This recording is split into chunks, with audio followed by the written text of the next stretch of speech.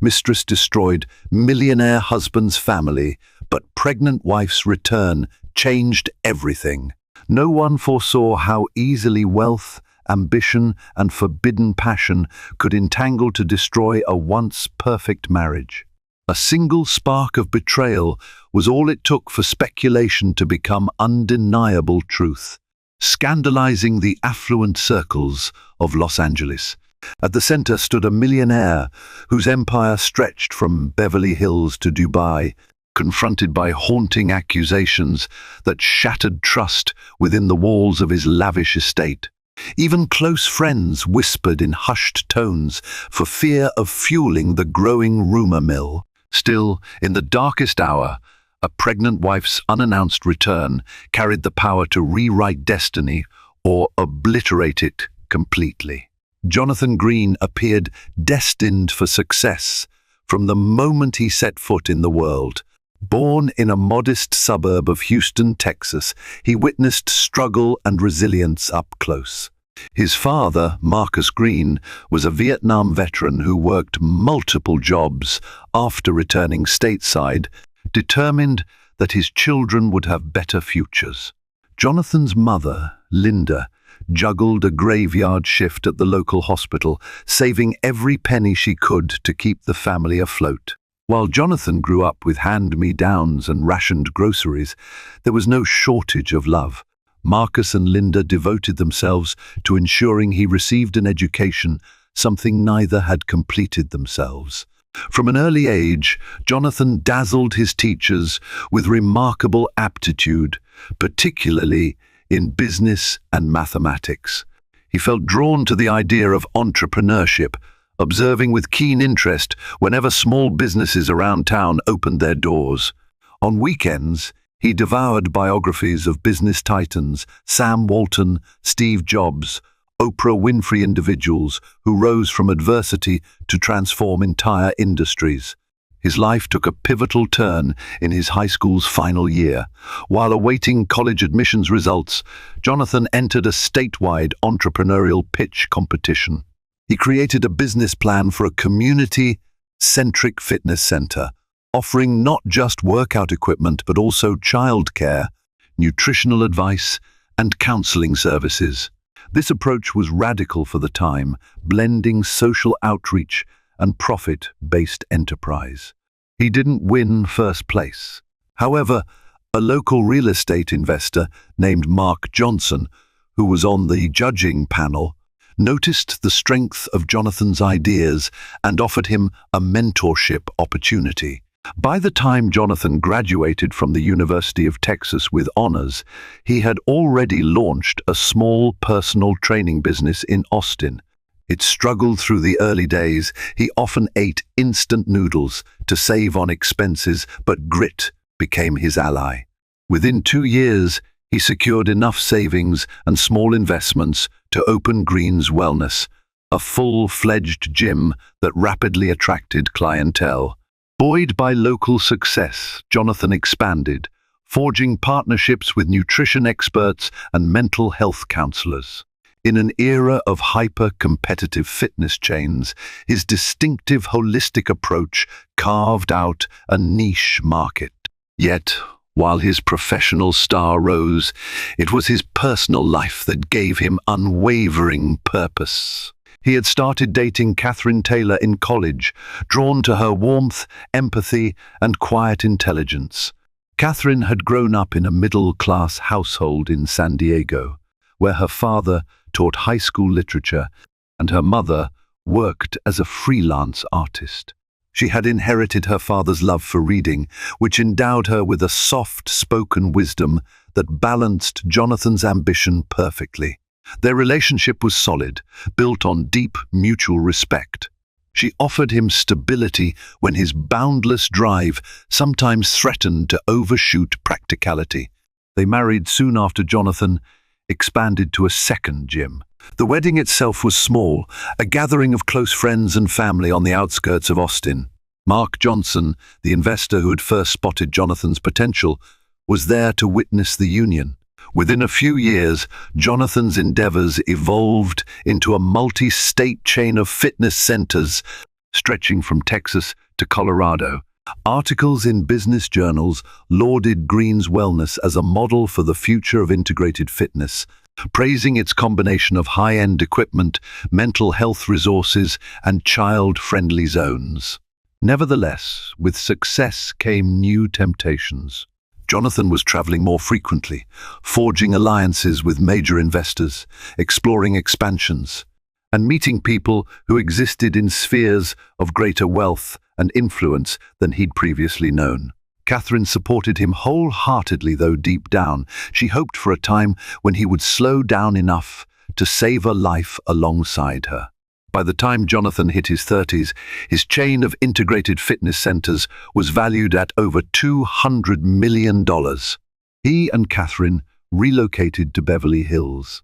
Nestled in the canyons overlooking Los Angeles, their Spanish-style estate boasted 10 bedrooms, a sprawling garden, and a lavish outdoor pool that had once been featured in a home design magazine. That same year, Catherine gave birth to their son, Henry. Despite her exhaustion, Catherine glowed with maternal fulfillment, fervently hoping that this arrival would encourage Jonathan to take a step back from his non-stop lifestyle. But ambition never loosened its grip on Jonathan. New expansions beckoned, a set of boutique gyms on the East Coast, partnerships with wellness bloggers in Europe, and even the possibility of going public. Conferences, corporate events, and exclusive parties soon dominated Jonathan's schedule. Catherine adapted in the beginning. She managed the household, curated philanthropic events, and cultivated a supportive environment for Henry. The shift in their marriage was subtle. Instead of gazing lovingly into each other's eyes at dinner, they found themselves constantly checking phones or discussing business strategies between bites. Catherine took pride in her role. She believed wholeheartedly in Jonathan's dream and wanted him to achieve greatness. There were fleeting, tender moments, Henry's bedtime rituals, holiday getaways to Hawaii, or spontaneous date nights. But such intervals grew increasingly rare. Finally, Catherine summoned the courage to address her concerns. One evening, after Henry's first birthday party, she confessed her fears of drifting apart.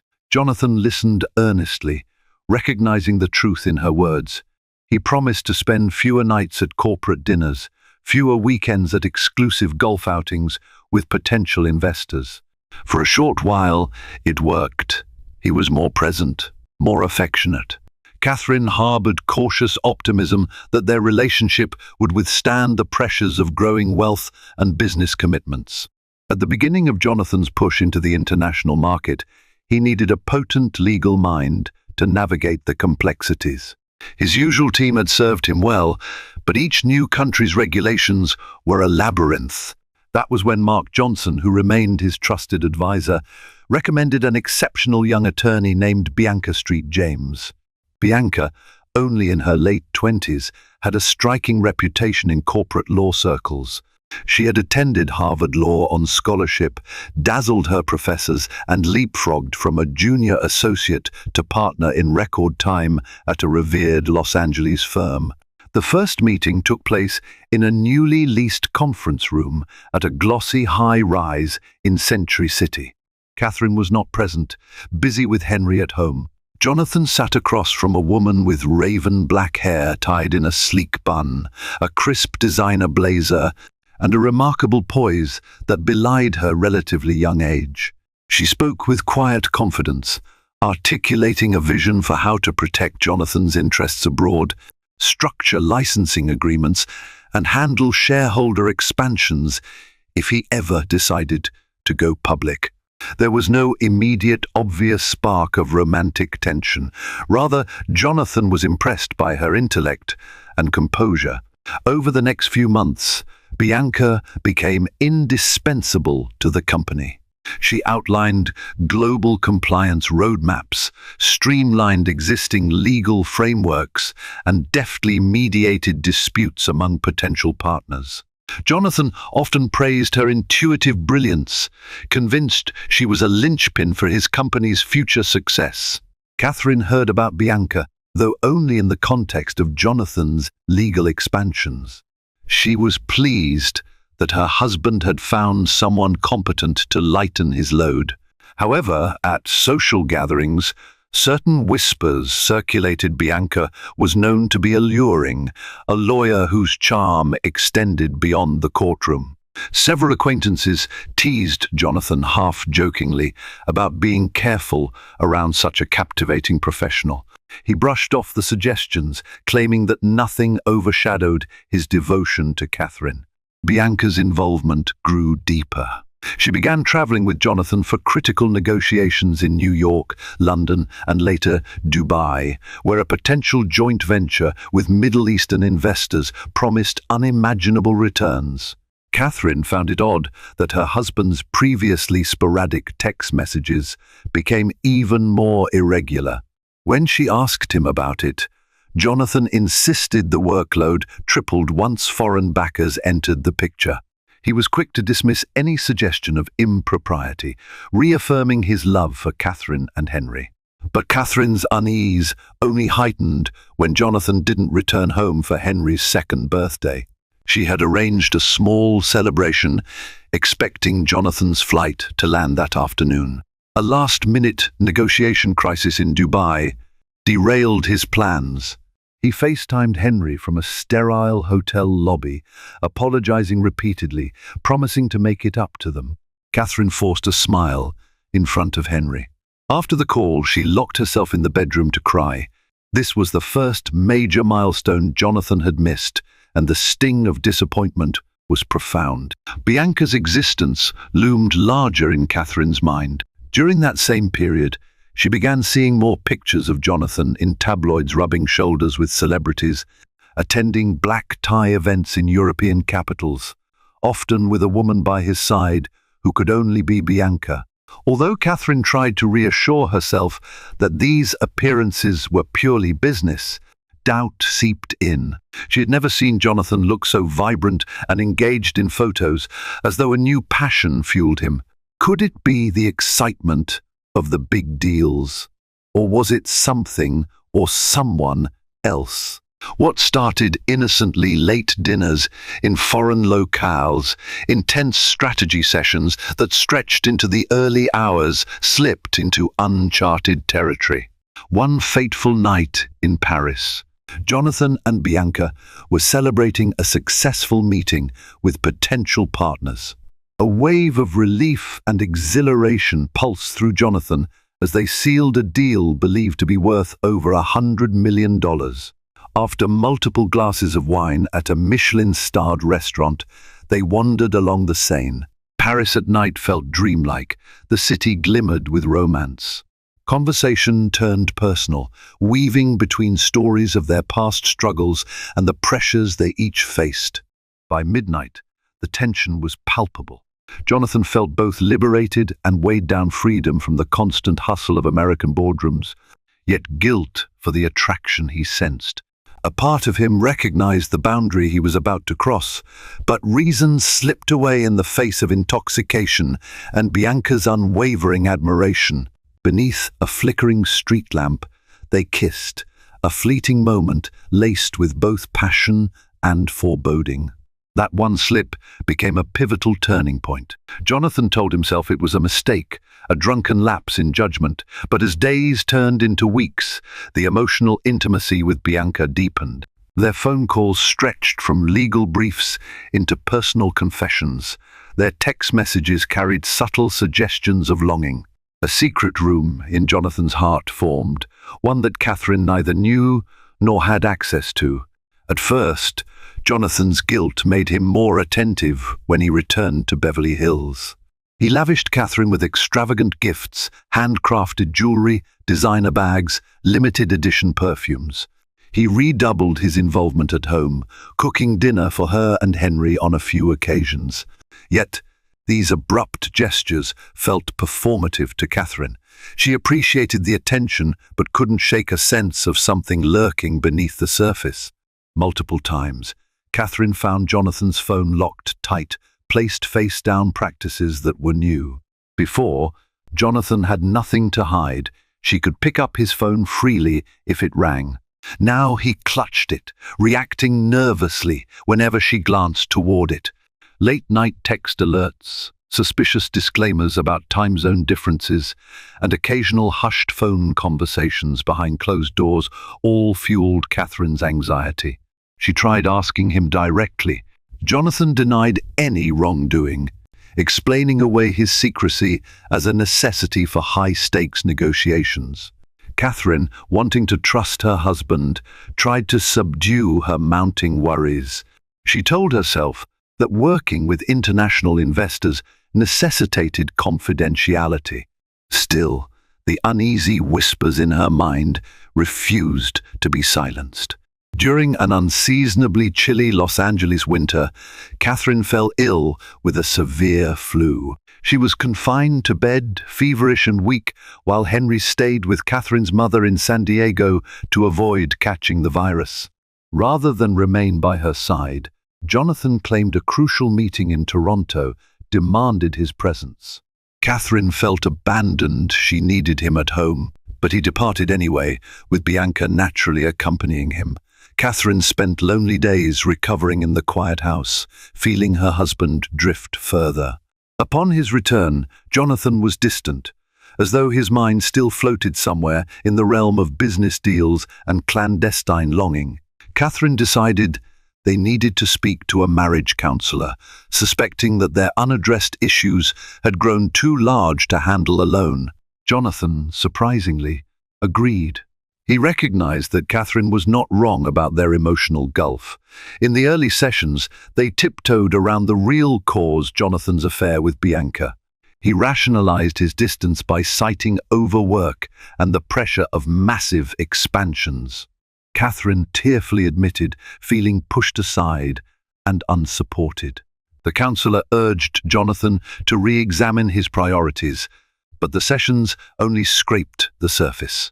Jonathan dreaded the idea of losing Catherine or hurting Henry, yet he couldn't bring himself to sever ties with Bianca, who had burrowed deep into his psyche. One evening, Catherine received a phone call from an unknown number. A woman's voice, calm yet laced with urgency, declared she had proof. Jonathan was having an affair. Catherine's heart pounded, her mind reeling. She tried to maintain composure, demanding to know who was calling. The person refused to identify herself, only saying she was an insider who disliked how Bianca manipulated men in positions of power. Sure enough, an email arrived shortly afterward containing photos of Jonathan and Bianca stepping out of an upscale London hotel, locked in an unmistakably intimate embrace. Captions pointed out the date when Jonathan had told Catherine he was stuck in overnight business meetings. Additional images showed them having dinner alone at a dimly lit table, leaning across a candle to share a tender moment. Stomach churning, Catherine realized that her worst suspicions paled compared to the harsh reality. Rage and heartbreak consumed her. She confronted Jonathan immediately. Forced to see photographic evidence, he could no longer hide behind clever words.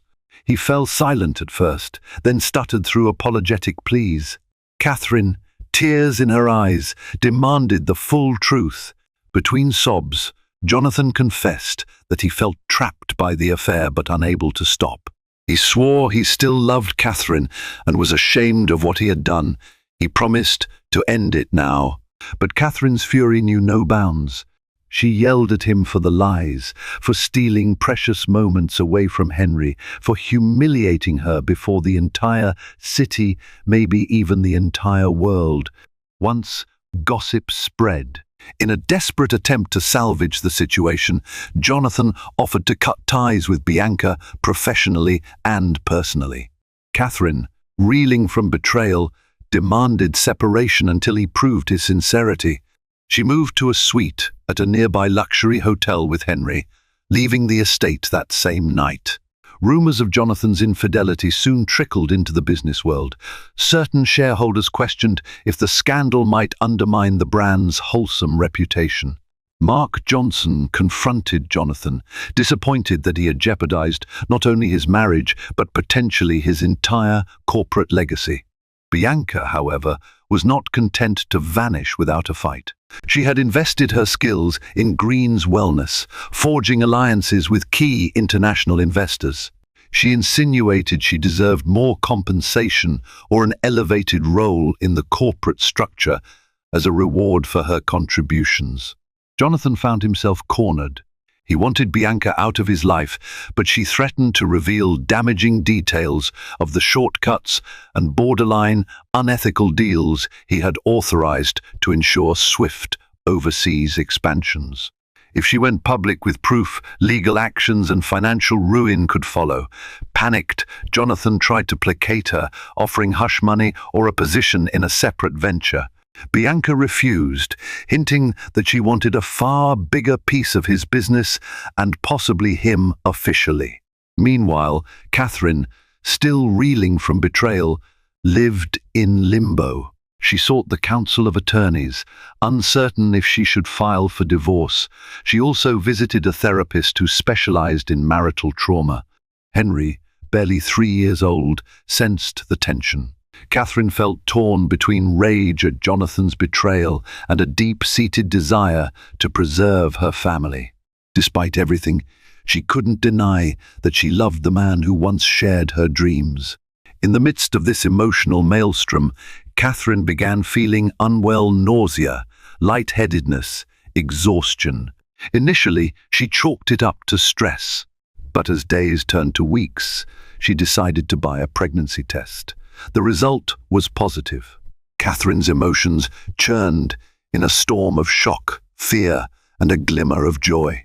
Another child was on the way, conceived before she learned of Jonathan's affair. Conflicted, she considered hiding the pregnancy, at least temporarily. She wasn't sure if Jonathan deserved to know, given the heartbreak he caused. Yet she also recognized the child's right to a father. Ultimately, she called him, voice trembling, and shared the news. Jonathan was stunned into silence. Then a wave of relief or happiness came through. He said he wanted to be fully present this time, that he'd do whatever it took to mend the damage. Catherine felt uncertain, but part of her wanted to believe him. Catherine's pregnancy forced Jonathan to accelerate his efforts to extricate Bianca from his life. Yet, Bianca sensed Jonathan's panic. Leveraging it to her advantage, she demanded an official statement presenting her as a critical legal partner in Green's wellness for years to come. She let slip that she had in her possession emails, recorded calls, and financial documents implicating Jonathan in unethical expansions. If he didn't comply, she would systematically release them to the authorities, tarnishing both his personal and professional reputations. Feeling trapped, Jonathan attempted to gather his loyal allies within the company. He organized clandestine meetings with Mark Johnson and other sympathetic investors, laying out Bianca's blackmail. They concluded that the only way to remove Bianca's leverage was to build a stronger case against her evidence of her own misdeeds. After all, Bianca wasn't exactly innocent. She had orchestrated certain deals that skirted international laws. If they could prove her complicity, they might neutralize her threat. While Jonathan orchestrated these behind-the-scenes maneuvers, Catherine's maternal instincts outweighed her anger. She began contacting private investigators, hoping to compile information about Bianca's background. Catherine discovered that Bianca had a history of entangling herself with wealthy, influential men who advanced her career. No previous case had garnered as much attention or gone public, but whispers implied she'd always exit. These liaisons significantly richer. Catherine shared her findings with Jonathan and Mark Johnson, galvanizing them to push forward with a plan. Despite a flicker of hope that Jonathan might overcome the crisis, Catherine grew overwhelmed. With each passing day, tabloids circled like vultures, broadcasting rumors about an illicit affair and $1 million mistress. Determined to shield Henry, Catherine left Beverly Hills and returned to her parents' home in San Diego, where she could find emotional support. She believed distance might offer clarity. Jonathan promised to visit on weekends, but business and the Bianca quagmire often demanded his time. In San Diego, Catherine experienced a quieter routine. She joined a prenatal yoga class, something she never did when pregnant with Henry. She reconnected with old friends who reminded her of the self she had been before wealth consumed her life. Nevertheless, heartbreak lingered in every quiet moment. She missed the partner she once had. She felt abandoned, carrying the heavy weight of a child whose father might not be present in the ways she had imagined. Jonathan attempted to contact Catherine daily, though she frequently ignored his calls. He sent gifts, flowers, letters, even a new car. Catherine accepted none of it, stating that she wanted meaningful changes, not material distractions. The separation loomed over Jonathan like a penance. He recognized how drastically he had failed Catherine and Henry, how he'd let his hunger for success overshadow vows of loyalty. The investigation into Bianca's wrongdoing progressed slower than Jonathan would have liked. Fear gnawed at him every night, the dread that Bianca might leak incriminating files, or worse, reveal personal photos of them together. He knew the scandal could obliterate the goodwill he had built over a decade, leaving him penniless and disgraced. Eventually, Jonathan mustered the courage to propose a direct confrontation. He convened a meeting at a private villa in Malibu, inviting Bianca, Mark Johnson, and several key investors. The goal was to orchestrate Bianca's exit on negotiated terms, money, references, while protecting the company. Bianca arrived with a smirk, clearly ready to demand the moon in exchange for her silence. But Mark Johnson launched the meeting by reading out a list of transactions that tied Bianca to potential money laundering, shell companies, and more. Her face blanched. She realized they had gathered substantial evidence. Blackmailing Jonathan wasn't going to be as straightforward as she expected. Rather than concede immediately, Bianca stormed out, threatening to retaliate in ways none of them could imagine. Fearful of how far Bianca might go, Jonathan drove to San Diego. Catherine's father, Joseph Taylor, greeted him at the doorstep with a pained expression, reminding Jonathan of the heartbreak he had inflicted. Nonetheless, Catherine agreed to see him. Over tea in the living room, Jonathan poured out his anguish. He explained how he was working to sever Bianca's hold, how regrets consumed him night and day, how he wanted to earn Catherine's trust once more. Catherine listened quietly, tears brimming. Their conversation stretched into late evening. For the first time in months, Catherine felt Jonathan speak from the heart, not from a place of guilt or damage control. She agreed to return to Los Angeles under one condition: he would arrange for a comprehensive therapy approach, joint marriage counseling, personal counseling for himself, and a plan to ensure the unborn child would never experience the turmoil Henry did. Jonathan, tears in his eyes, vowed to do everything necessary. With her second pregnancy entering its second trimester, Catherine traveled back to Beverly Hills. The estate felt haunted by old memories, yet Jonathan made tangible changes. He relocated corporate functions away from home. He handed more responsibilities to trusted executives, reducing the frantic pace that once consumed him. True to his promise, he engaged with a renowned therapist specializing in high-profile marital conflicts. Catherine and Jonathan resumed counseling, this time tackling the affair head-on. Sessions were emotionally charged. Catherine revealed how deeply the betrayal cut her, how the illusions of their perfect family disintegrated overnight. Jonathan faced the ugliness of his choices, the emptiness in him that no amount of money or success had been able to fill. Slowly, the rawness they had avoided addressing was exposed, and they set about clearing the rubble to reconstruct whatever was left. Just as Jonathan and Catherine began moving toward a semblance of stability, Bianca launched her final strike. An anonymous blog appeared online, detailing Jonathan's private expansions, painting him as a ruthless entrepreneur who'd engaged in hush-money deals, bribery, and even insider trading. The blog included screenshots of questionable emails, some real, some possibly fabricated. The mainstream press latched onto the sensational headlines: Green's wellness empire in turmoil, billionaire's illicit deals exposed. Jonathan spent sleepless nights meeting with crisis management teams, issuing statements and cooperating with authorities to prove his innocence. Catherine felt the stress weigh on her, convinced the unborn child absorbed every morsel of tension.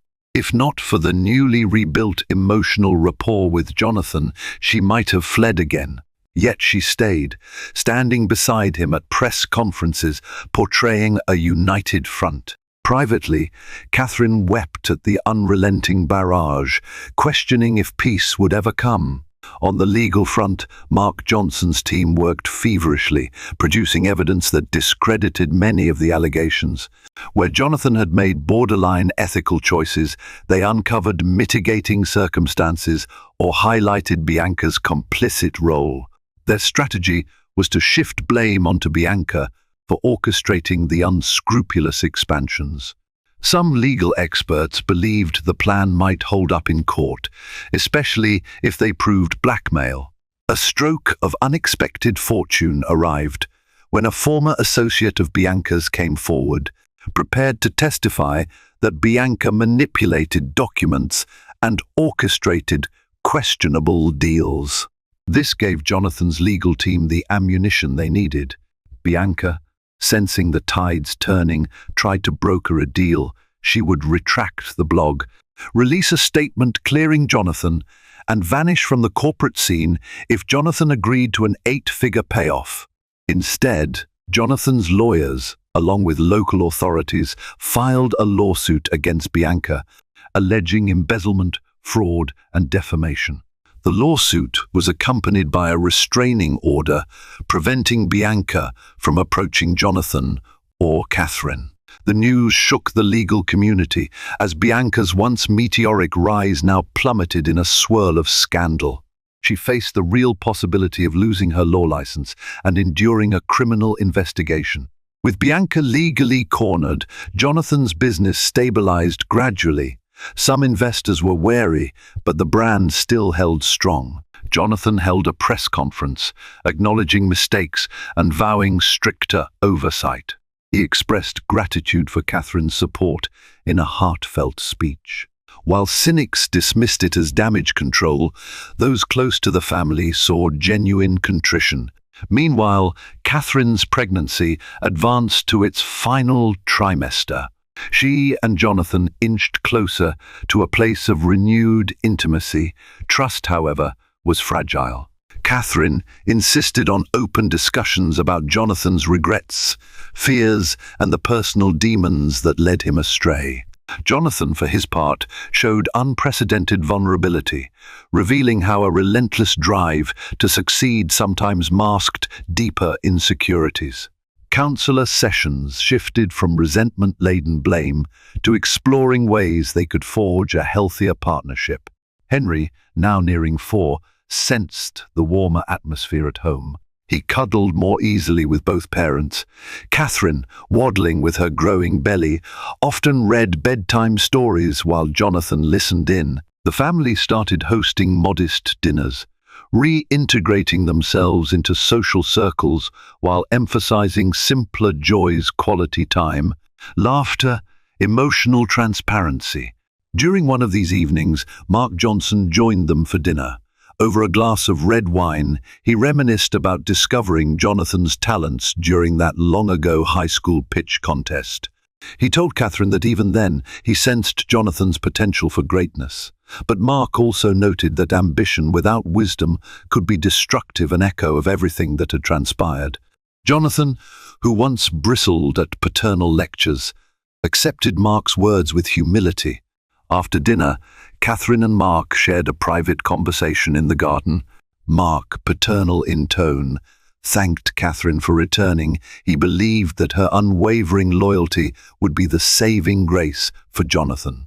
Catherine admitted she harbored resentment, yet clung to hope that her marriage could evolve into something stronger and more authentic.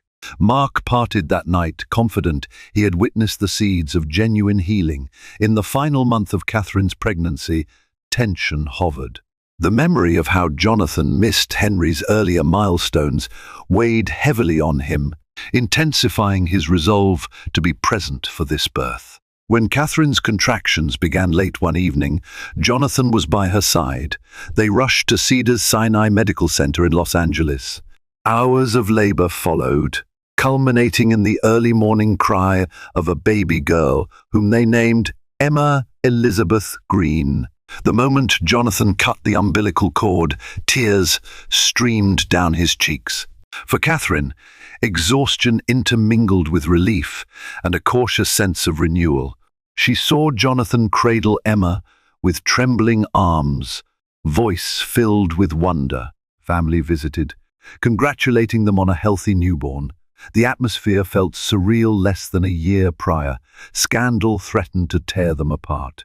Yet here they were, forging new memories within the same domain of wealth and paparazzi-laden streets. Although Emma's birth brought light, the Bianca scandal continued in the background. A preliminary hearing loomed where Bianca faced serious charges. Jonathan and Catherine dreaded the possibility of testifying, but their attorneys insisted it might be necessary. The media, still enthralled by the billionaire's scandalous affair, occasionally snapped photos of Jonathan entering the courthouse for pre-trial discussions. In a twist that spared the couple further public scrutiny, Bianca's attorneys negotiated a plea deal. She admitted partial responsibility for the false blog posts and leaked documents in exchange for reduced charges. Ultimately, Bianca lost her law license and faced a hefty fine, but avoided lengthy jail time. She left Los Angeles soon after, her reputation in shambles. For Jonathan and Catherine, closure arrived not through vengeance, but through Bianca's final disappearance from through life.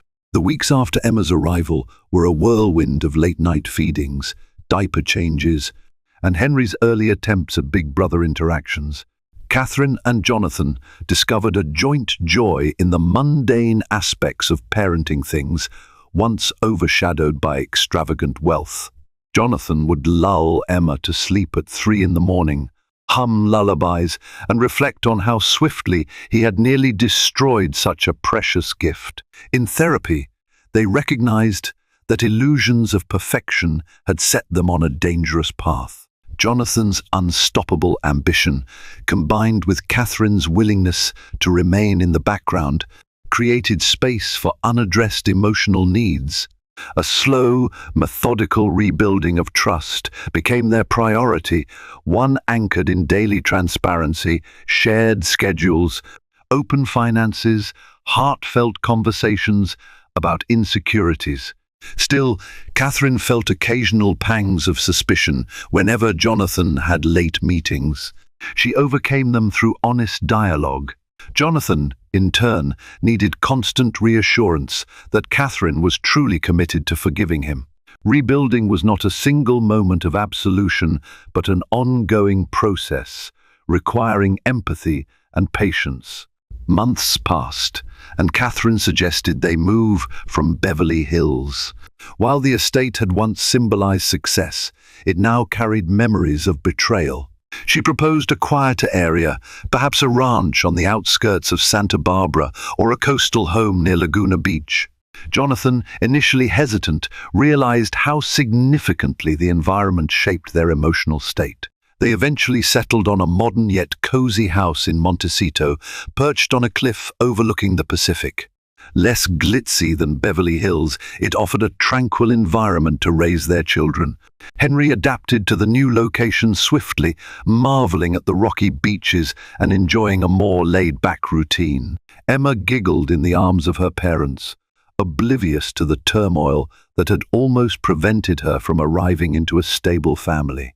Catherine, still coping with the residual heartbreak, found solace in creating a warm, welcoming home that reflected their new commitment. In Montecito, Jonathan restructured his business approach. The scandal taught him that relentless expansion without ethics or stability was a recipe for catastrophe. He established a philanthropic branch within Green's Wellness, funding community-based fitness and mental health initiatives in underserved regions. Catherine pitched in, using her empathy and organizational skills to spearhead local charity events. Their philanthropic synergy did more than burnish the company's public image. It reminded them both of the deeper reasons they had pursued success in the first place. That year, Jonathan declined multiple invitations to keynote international conferences, prioritizing time at home. He woke early to jog along the coast with Catherine, prepared breakfast for Henry, and played with Emma on a quilt in the living room. Catherine took up painting, a hobby she had abandoned amidst the chaos of high society life. The gentle brushstrokes, capturing Montecito's sunrises and pastoral hills, provided a therapeutic release. Mark Johnson and other old colleagues visited periodically, struck by Jonathan's calmer demeanor. Some teased him about finally learning to slow down. Others expressed relief that scandal no longer overshadowed his philanthropic expansions. Catherine felt the subtle difference too. Jonathan was no longer the restless man scanning phone notifications at dinner. He engaged, listened, and embraced fatherhood wholeheartedly. As time marched on, even tabloids lost interest. The name Bianca Street James no longer appeared in sensational headlines. Instead, articles highlighted Green's wellness philanthropic projects or commented on how Catherine and Jonathan seemed stronger than ever, the couple that overcame heartbreak. Some praised Catherine for her grace under intense scrutiny, while Jonathan garnered cautious admiration for confronting his failings and emerging reformed. In the privacy of their Montecito home, Catherine and Jonathan often spoke candidly. They didn't shy from the memory of Bianca or Jonathan's betrayal. Those wounds, though scarred over, served as a stark reminder of how fragile devotion could be. In acknowledging the darkness, they made space for deeper understanding. A once gilded marriage, overshadowed by routine and ambition, now sparkled with a new authenticity, albeit shaped by struggle. On Emma's first birthday, Catherine and Jonathan organized a small gathering in their new home. Family and trusted friends arrived, celebrating the milestone. A toddler's delight transformed the living room into a sea of pastel balloons and laughter. Henry, now 5, served as a proud older brother, carefully showing Emma how to unwrap her gifts. Catherine's parents drove up from San Diego, tearful yet joyful, to see how far their daughter and son-in-law had come. Mark Johnson flew in from New York, excited to witness a serene, content side of Jonathan that once seemed impossible. Over slices of homemade cake, conversation flowed about how rapidly life can change and how people adapt. Jonathan privately thanked Mark for standing by him despite the scandal's potential to harm the company. Mark responded with paternal warmth, observing that a strong moral compass could guide a person through even the stormiest seas. Catherine, overhearing, felt gratitude wash over her. In a swirl of pink wrapping paper and children's giggles, she thought about how close they had been to losing all of this.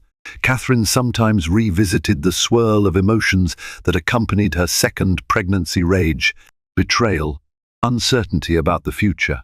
Now, as Emma tottered around the living room in her new shoes, Catherine felt a surge of pride for having mustered the courage to reclaim her life. She recognized her own resilience. She had confronted heartbreak, demanded reforms, and found the strength to protect herself and her children. In a quiet moment that evening, she and Jonathan stood on the balcony. The horizon glowed with a crimson sunset. Catherine gently laced her fingers through his. "Do you ever regret it all?" she asked, her eyes fixed on the fading sun. Jonathan swallowed, recalling the anguish he had wrought. "I regret hurting you," he murmured. "I regret letting greed and vanity blind me. But seeing how we've grown, even with the scars, I know we've built something more real now." Catherine nodded, tears slipping down her cheeks. The gentle hum of the ocean waves below carried away some of the lingering ache in her heart. A few months after Emma's birthday, Jonathan surprised Catherine with an idea. They should renew their wedding vows, symbolically embracing a fresh chapter. Catherine hesitated at first, wondering if it was necessary. Ultimately, the concept resonated. They decided on an intimate beach ceremony at dusk, accompanied only by their closest circle. Catherine's mother fashioned a simple floral arch on the sand. Henry walked hand in hand with Emma, scattering rose petals as they giggled at the surf.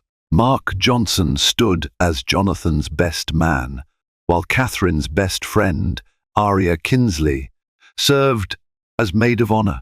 When Jonathan recited his vows, tears clouded his vision.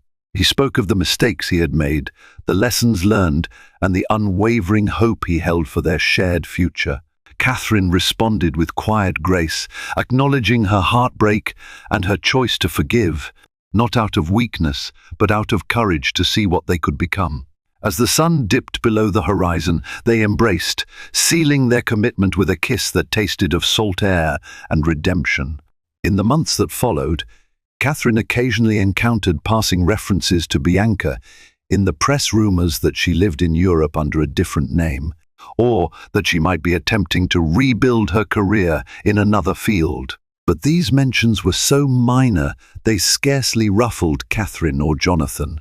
Their focus lay on the present, nurturing Emma's blossoming personality, guiding Henry through his early school years, and balancing their philanthropic responsibilities with a cherished family life. Green's wellness shifted towards sustainability and mental health advocacy. Catherine joined the board, championing postpartum support programs and free counseling for disadvantaged mothers. Each time they co-hosted a charity gala, they remembered the misguided extravagance that once fueled Jonathan's ambition. Now, events served a purpose beyond status or networking. They were about giving back, healing, connecting. On weekends, Jonathan turned off his phone and joined Henry on imaginative backyard adventures, forging the father-son bond they had lacked for years. When Emma, age 2, waddled into his lap one morning while Catherine made breakfast, Jonathan felt a contentment he realized he'd never fully experienced in all those years of relentless striving. Here, cradled in daily joys, was a genuine sense of wealth surpassing any transaction or corporate triumph. Every so often, memories of the turbulence threatened to resurface. Catherine would catch Jonathan staring pensively at old photos or reading a snippet of scandal gossip with a distant look. They discussed it openly, refusing to let lingering shame or regret corrode their new foundation. If anything, acknowledging the pain reaffirmed how hard they had fought to stand where they did. It wasn't about erasing the past, but harnessing it as a fulcrum for a more mindful future. Catherine's father once told her, "Forgiveness isn't about pretending the scars don't exist. It's about seeing the scar and choosing to keep living." Indeed, the experience etched permanent marks on their spirits, but it also clarified how easily illusions can tear relationships apart and how unwavering resolve can stitch them together again. Years went by, and Henry entered elementary school as Emma toddled into preschool. Catherine and Jonathan thrived in roles that blended leadership with humility. Jonathan was the CEO who championed ethical expansions. Catherine was a philanthropic director bridging local communities with Green's wellness. They traveled together more often, sometimes bringing the children along to events.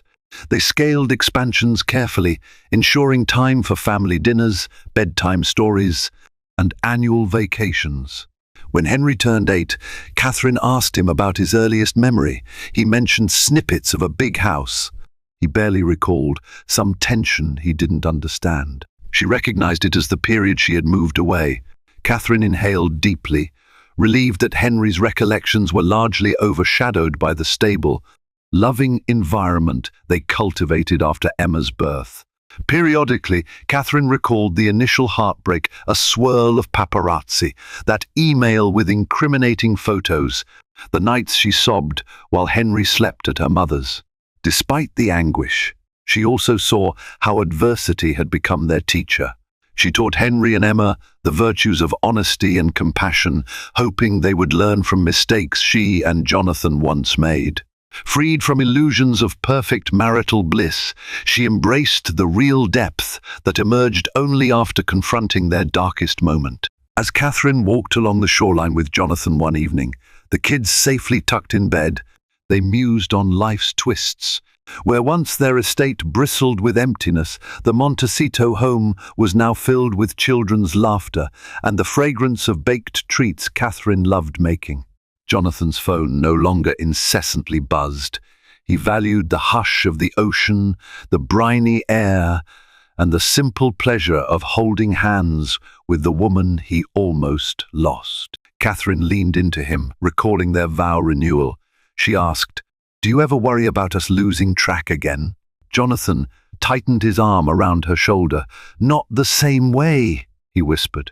"We know too well where that road leads." They strolled in comfortable silence, aware that while no future was guaranteed, they had forged a partnership capable of weathering storms.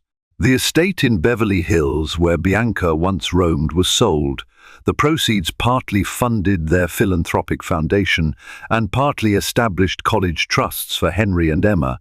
Every now and then, old acquaintances brought up the scandal, referencing it as a cautionary tale about greed and temptation. Catherine and Jonathan never boasted.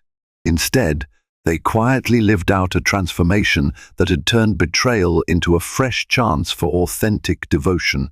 In time, Mark Johnson retired, entrusting part of his investment firm to Jonathan. Younger executives stepped up in Green's wellness, bringing fresh energy. Catherine remained a comforting anchor, ensuring each new initiative aligned with the soul of the business: well-being, empathy, community. In each philanthropic event they organized, people witnessed a synergy formed not by the pursuit of fame, but by an acknowledgement of the power of second chances. As Emma neared 5 and Henry prepared for middle school, the memory of the mistress who nearly wrecked their family seemed distant. Yet Catherine occasionally flipped through an old journal, reading entries from those harrowing days. She revisited the raw heartbreak, uncertain if she had done the right thing by returning. Her journal's last lines from that period read, "I choose love, but never again at the expense of my own dignity." That sentiment encapsulated how their marriage had evolved, love tempered by self-respect and honesty. Jonathan, for his part, remained attuned to Catherine's emotional signals, ensuring he never repeated the behaviors that led him astray. He recognized the privilege of redemption was not something to be squandered. Neighbors in Montecito rarely pried, the community valued privacy, giving them space to exist as a normal family. Sometimes Catherine found it surreal that a near-catastrophic affair turned into an impetus for profound personal and relational growth. But as she tucked Emma into bed, reading bedtime stories about heroes who overcame dragons and curses, she realized life's real villain had been complacency, secrecy, and unchecked ambition. Now, as she watched Jonathan kneel beside her, helping Emma pronounce tricky words, she felt thankful for the journey. It wasn't a fairy tale. It was a testament to resilience, shaped by tears, confessions, therapy sessions, and new beginnings. Ultimately, Catherine understood that real love could endure, provided both partners remained committed to facing the truth even when it was painful. Decades later, the Green family's story would be recounted in local circles as an example of heartbreak turned to triumph. The scandal became a footnote, overshadowed by the philanthropic success of Green's wellness and the lasting positivity. Jonathan and Catherine spread through community work. In the final assessment, Bianca's intrusion had threatened everything. Yet Catherine's return, pregnant and determined, forced truths into the open, setting the stage for sincere transformation. The crisis revealed the cracks in their marriage, but also unleashed the will to rebuild it stronger than ever.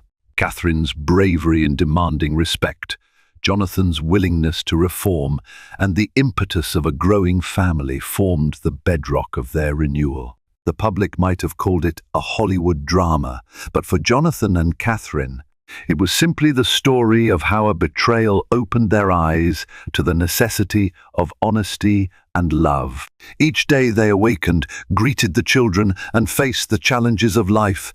They bore witness to the resilience that rose from the ashes of heartbreak. Mistress destroyed the millionaire's family? Perhaps. But the pregnant wife's return changed everything, restoring the family's soul and proving that genuine love, once tested, could blaze back even brighter than before. Moments of betrayal can devastate, yet they can also spark the courage to rebuild. Jonathan and Catherine endured heartbreak they never anticipated, propelled by ambition and a deceptive third party who nearly shattered their world. Yet through honest confrontation, painful therapy sessions, and unwavering commitment to their children, they discovered the power of redemption. Old illusions gave way to transparency and renewed devotion. He was the dashing mogul every ambitious entrepreneur wanted to emulate. She was the poised, loyal wife who had stood by him from humble beginnings. No one would have guessed that behind the gated mansion's manicured lawns, betrayal festered like poison. Until one day, in a flurry of financial sabotage, he let his mistress cut off his wife's credit cards. It was humiliating, scandalous, and only the beginning of a whirlwind that would pit powerful business alliances against each other. In a boardroom confrontation that stunned everyone, the CEO himself stepped in, but not in the way anyone expected. Buckle up. This is the story of love, greed, and revenge. Jordan Alberts was not born into luxury. He grew up in a cramped one-bedroom apartment on the outskirts of Milwaukee, where he learned to hustle by selling candy bars door to door at the age of 10. Over the years, Jordan's unwavering determination and charm propelled him into better circles. First at a local startup, then into his own tech company that caught the eye of an angel investor. By the time he was 35, Jordan was a self-made millionaire, a prominent figure on various entrepreneurial boards, and had connections with people like Mark Cuban, Bill Gates, and a few top executives at Google. His wife, Elizabeth Alberts née Wagner, had been with him through everything. They met in college at a small tech entrepreneur club meeting, both bright-eyed and dreaming of changing the world. Elizabeth came from a modest background, too. Her father was a retired auto mechanic, and her mother a homemaker. She'd studied communications with an emphasis on public relations, and it was through Elizabeth's network of contacts that Jordan first gained access to small local pitch events. While Jordan pitched his innovative software for automating small business tasks, Elizabeth made calls, arranged coffee meetups, and tried to capture the interest of potential backers. They married in a little chapel by Lake Michigan. It wasn't a lavish wedding, no star-studded guest list, no fancy reception at the Ritz. But to Jordan and Elizabeth, it felt perfect. A union built on genuine love, unwavering support, and a shared dream of building a life and a business empire together. Over the next decade, they grew from a modest condominium in Milwaukee to a stunning estate in Austin, near Lake Travis, with a sweeping view of the water and rolling Texas hills. It was there at a philanthropic event organized by the Bill and Melinda Gates Foundation that Jordan's name landed on the radar of top-level investors. His company's smart automation technology was recognized for its potential to transform not just small businesses, but large-scale manufacturing and logistics. Soon after, Jordan's net worth skyrocketed from a mere $5 million to well over $200 million. For a while, everything was picture perfect. The marriage was strong, their personal synergy unwavering. Elizabeth handled some philanthropic duties, organizing events, acting as a goodwill ambassador for Jordan's brand, and forging new partnerships through her PR background. Their household staff adored them, describing Elizabeth as kind, gracious, and always mindful of the people around her. But money can be a seductive force, and success can open doors to darker temptations. Jordan began attending more exclusive networking events in Beverly Hills, New York, and beyond. Elizabeth was often at his side, but there were times she couldn't attend. Perhaps she was busy finalizing the details for a charity gala, or maybe she was simply burnt out from the unrelenting schedule. It was during these times, rare at first, then increasingly common, that Jordan got close to someone else. Her name was Ava Monroe. She was a rising star in the world of technology law, representing high-profile clients like Tesla, Amazon, and a few top-tier cryptocurrency exchanges. She had a reputation for being ruthless in negotiations, seductive in social gatherings, and unbelievably charming behind closed doors. The rumor mill started buzzing the moment Ava was seen at Jordan's table during a private dinner after a tech summit in Las Vegas. Elizabeth wasn't there. She had chosen to stay in Austin, meeting with a team of female entrepreneurs Jordan was mentoring. A few people whispered about Jordan's visible fascination with Ava, the way he leaned in whenever she spoke, how they clinked champagne flutes with an intimacy that suggested more than just business talk. No one knew for certain how fast or how deep it went, but soon the signs became undeniable. Lavish gifts appeared on Ava's social media, including a diamond bracelet, suspiciously similar to the ones Jordan's company had once gifted important clients. Photos emerged of Jordan and Ava at high-end restaurants in Manhattan, always carefully angled to obscure Jordan's face, though keen observers could still identify him by the sliver of a recognizable watch or the faint reflection in a mirrored wall. By the time the rumors reached Elizabeth, they were no longer rumors, but near-confirmed facts. She felt her chest tighten, her world spinning out of control. This couldn't be real. Jordan had always been a loyal partner. But the evidence was too compelling to deny. She confronted him in the privacy of their Lakeview mansion. At first, Jordan denied everything. Yet denial quickly turned into a half-hearted admission once Elizabeth presented him with photographic evidence. Like a skilled negotiator used to controlling deals, Jordan tried to manipulate the situation, insisting that Ava was just a business associate, someone he occasionally had dinner with. But Elizabeth saw right through it. She had always been adept at reading him. A chill settled over their once loving home. Elizabeth, determined to preserve her dignity, demanded they enter marriage counseling, or at the very least step away from high-profile events until they resolved their issues in private. Jordan nodded, providing non-committal answers. He had never liked therapy, never seen the point in discussing feelings with a stranger. He agreed to her wishes on the surface, yet beneath the facade, he continued his involvement with Ava, allowing the illicit relationship to take root. This was the calm before the storm. For soon Elizabeth's sense of betrayal would pale in comparison to the massive financial and emotional blow about to come her way. Weeks passed. Elizabeth tried to focus on her philanthropic work and personal projects attempting to distract herself from the growing chasm between her and Jordan. When a local charity she sponsored invited her to discuss future donations, Elizabeth discovered something shocking. Her personal credit card was declined.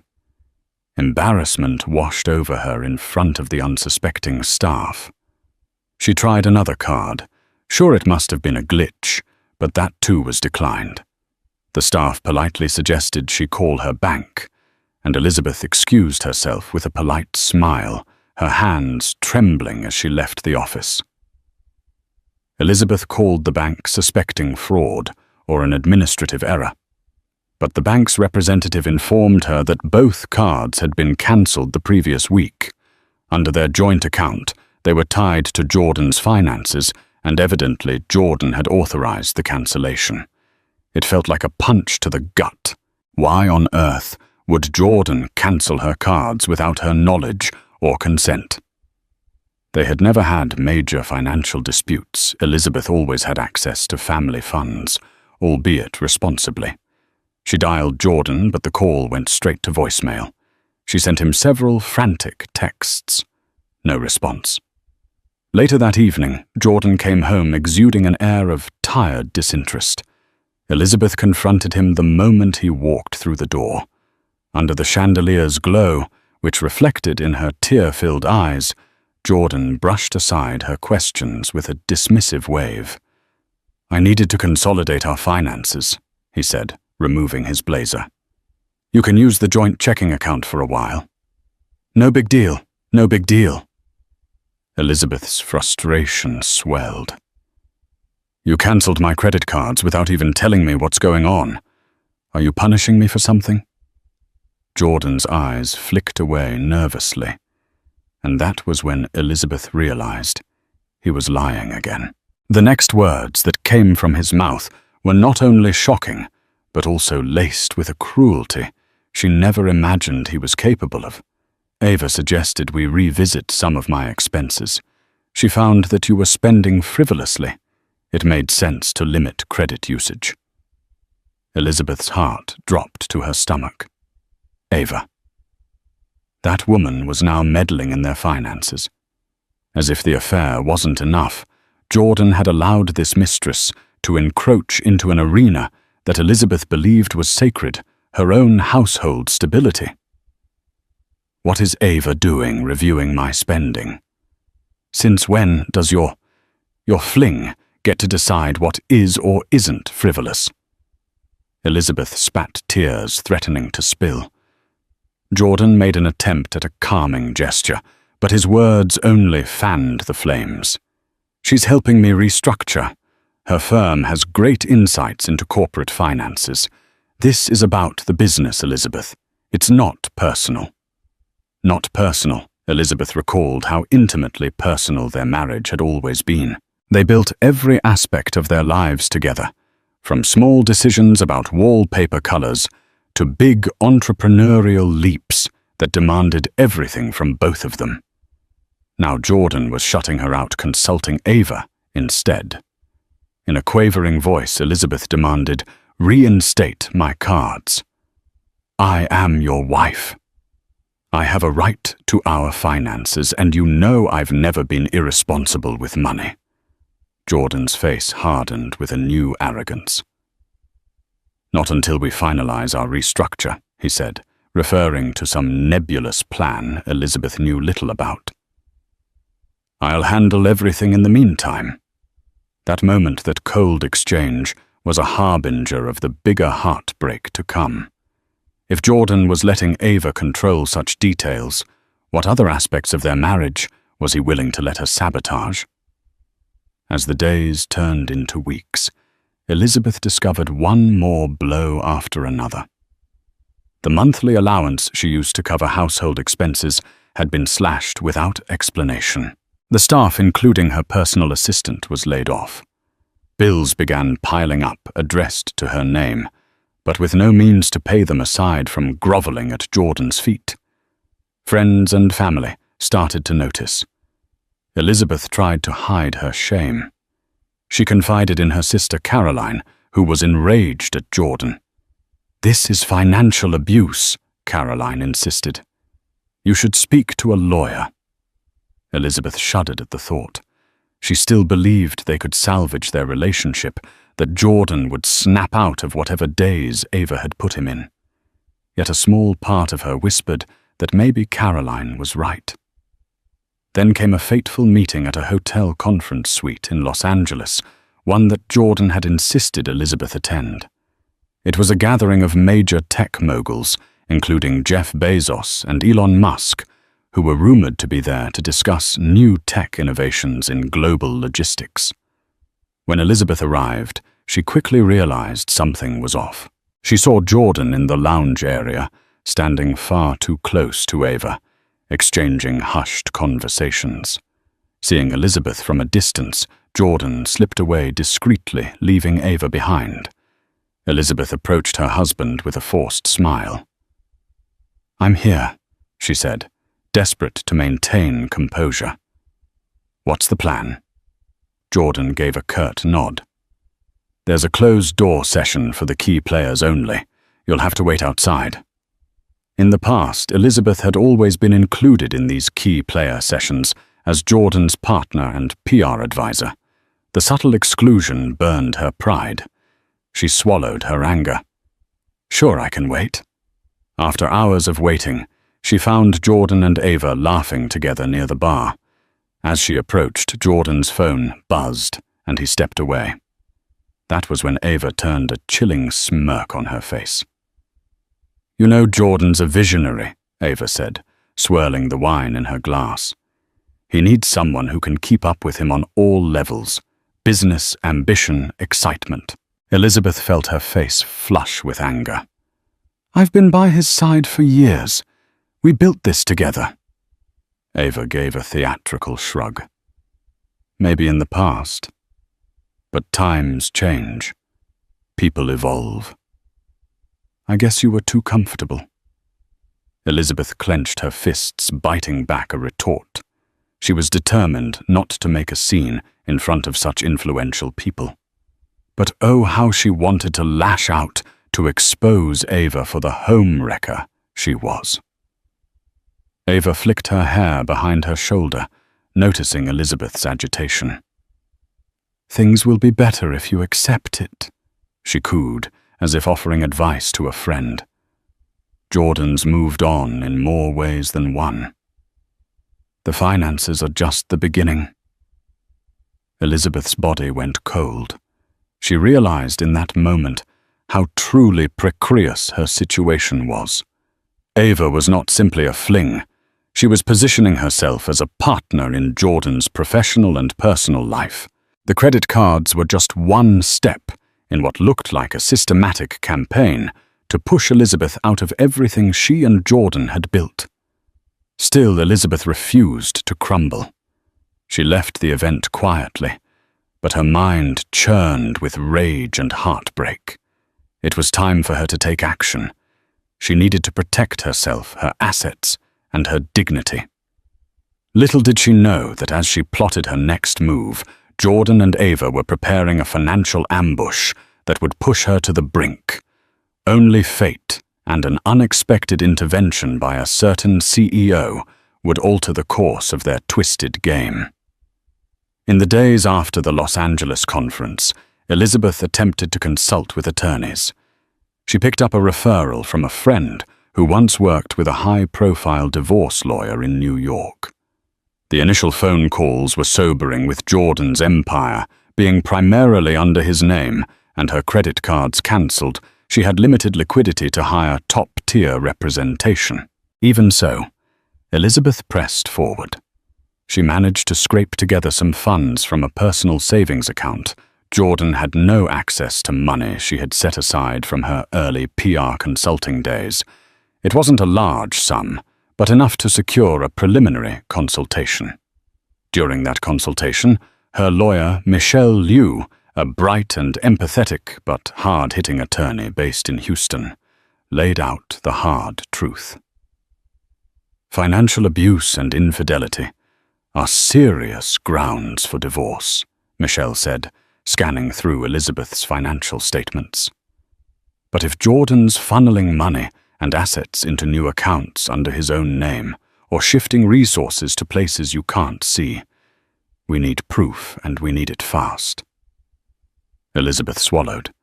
She recounted Ava's involvement, how she was effectively orchestrating the restructuring. Michelle's pen scribbled quickly over a notepad. You have a right to half of the marital assets, Elizabeth, but it looks like your husband is 2 steps ahead. We must move quickly.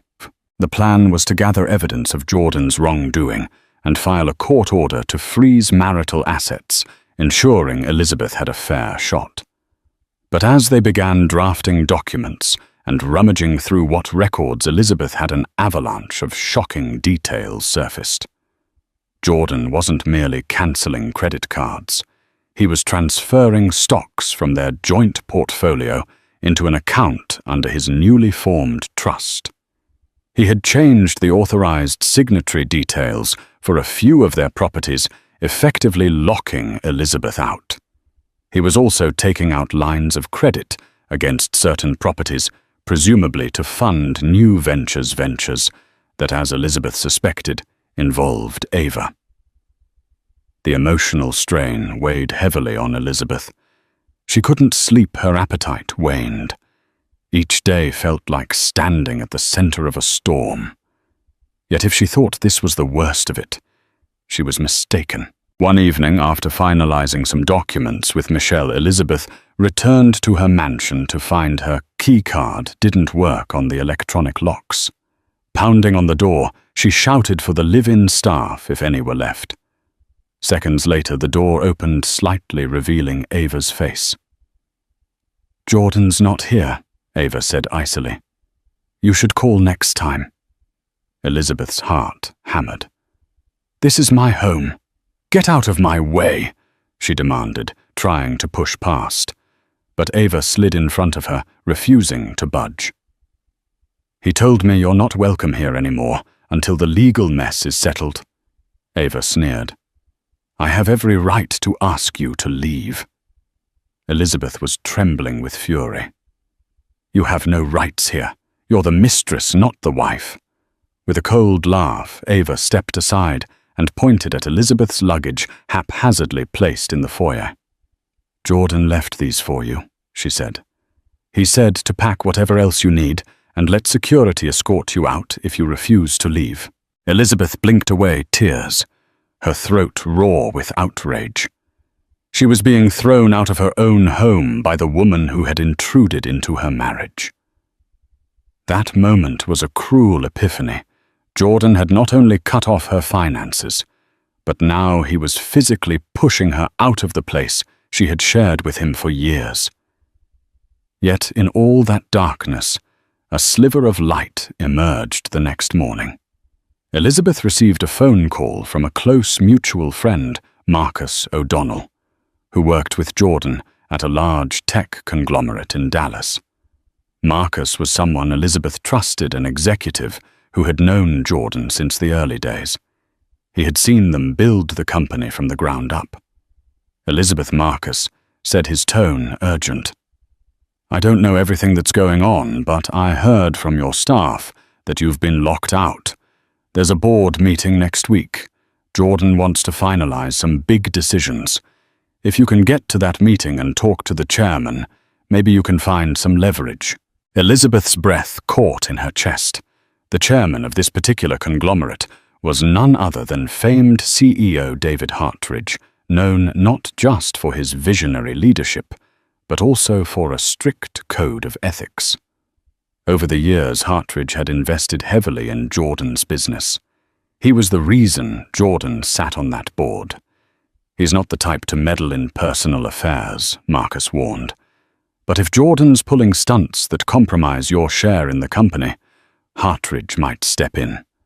He's big on fairness and hates scandal." It was the glimmer of hope Elizabeth needed. She thanked Marcus profusely. The plan was simple: attend the board meeting, confront Jordan in front of Hartridge, and present enough evidence of Jordan's wrongdoing to ensure the board and possibly the entire conglomerate would not stand for it. She spent the week gathering documents, bank statements, and text message screenshots that implicated Jordan in unscrupulous financial moves. Michelle Liu helped compile everything into a neat folder. "You need to be prepared for Jordan to lash out," Michelle warned. "He'll try to discredit you in front of the board." Elizabeth nodded her determination, overshadowing her fear. She practiced her speech, reciting it in the mirror of her modest hotel room, where she had temporarily moved. Heart pounding, she told herself that if there was ever a time to fight, it was now. Finally, the day of the board meeting arrived. Elizabeth dressed in a sleek black pantsuit that radiated confidence. She walked into the corporate skyscraper in downtown Dallas, her chin held high despite the knot in her stomach. She spotted Jordan in the corridor, flanked by Ava, and a couple of the board members. As soon as he saw Elizabeth, his expression darkened. "You're not supposed to be here," Jordan said, trying to keep his voice low. Elizabeth raised her chin. "I'm still an investor in your company. I hold shares. So yes, I'm attending the board meeting." Ava stepped in with a condescending smile. "Don't make a scene, Elizabeth. This meeting is for serious stakeholders." "I am a serious stakeholder," Elizabeth retorted, voice steady. "I'm your wife, still legally, and I'm half of this empire's foundation." Behind them, a tall figure approached CEO David Hartridge himself, a man in his 50s with graying temples and a firm handshake. He regarded Elizabeth with polite curiosity. "Ms. Alberts, I presume?" Elizabeth nodded, handing over her invitation papers and a letter from her attorney, which stated that she possessed partial shares. Hartridge studied the documents, then gave a curt nod indicating she was allowed to attend. Jordan shot Elizabeth a glare that spoke volumes. You have no idea what you're getting into. But Elizabeth did. She was here to preserve her dignity, her livelihood, and the legacy she had helped build. The meeting commenced in a sleek conference room with floor-to-ceiling windows overlooking the Dallas skyline. The board members sat around a large mahogany table, exchanging pleasantries about the upcoming quarter's projections. Jordan made a short presentation on a new partnership with a logistics firm, highlighting expansions and new contracts. A few board members clapped. Then came time for open discussion. Elizabeth raised her hand, clearing her throat. "I'd like to address some concerns about the financial structuring Jordan is proposing." She began, her voice reverberating across the silent room. Jordan's face reddened. Ava, seated beside him, tried to intervene. "We should keep personal matters out of board discussions," she said.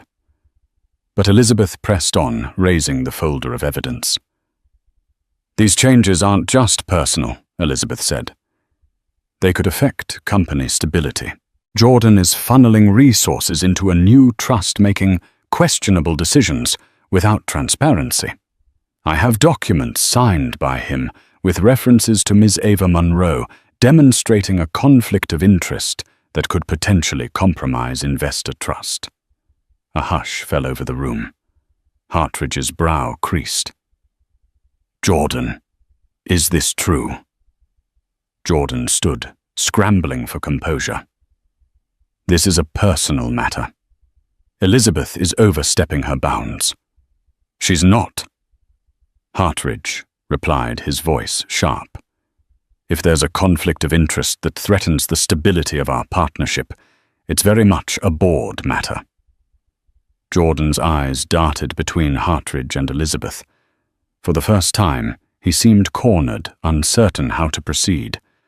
Ava shot Elizabeth a lethal glare, realizing that Elizabeth's boldness had forced the topic into official territory. The tension was palpable. Elizabeth's heart thumped so loudly, she was certain everyone could hear it. But she stood her ground. Continuing, I also discovered lines of credit being taken against marital properties to fund expansions. These expansions could be legitimate, but the details are obscured. I have reason to believe Ms. Monroe is manipulating these finances for her personal gain. Murmurs rippled through the board.